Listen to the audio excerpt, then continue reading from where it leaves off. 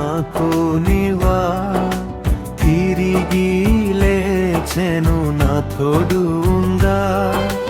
నిరంతరము నన్ను నడిపించును, మరల వచ్చి యేసుకొని పోవును. జీవితంలో కూడా ఇలాగే మన చుట్టూ చాలామంది ఉన్నట్టు అనిపిస్తుంది, కానీ మన మనసు ఖాళీగా ఉంటుంది. ఈ కుర్చీ నా జీవితంలో ఎవరో ఒకరి కోసం నేనెప్పుడూ ఎదురు చూసే ఒక వ్యక్తి కోసం.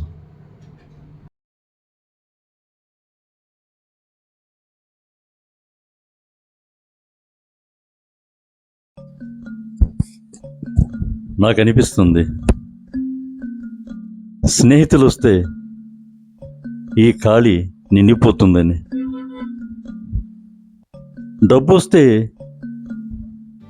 ఈ ఖాళీ కనిపించదని, పేరు వస్తే ఈ ఖాళీ పోతుందని. కానీ ఏది ఈ కుర్చీని నింపలేదు.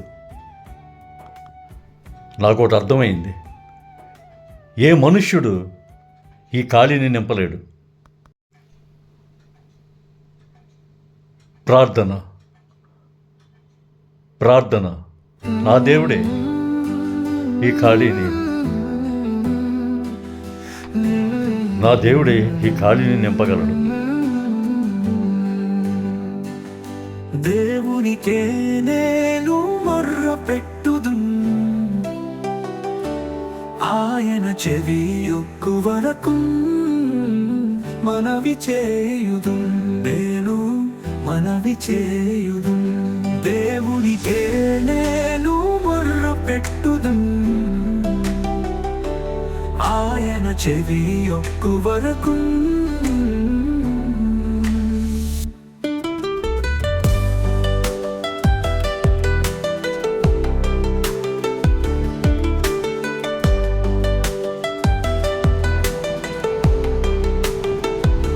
ఆపత్కాలములో ప్రభువును వెదకితిని, నా ప్రాణము ఓదార్పు నొందకయున్నది. ఆపత్కాలములో ప్రభువును వెదకితిని, నా ప్రాణము ఓదార్పు నొందకయున్నది. కలవరపడుచు నేను మాటలాడకయున్నాను, కలవరపడుచు నేను మాటలాడకయున్నాను.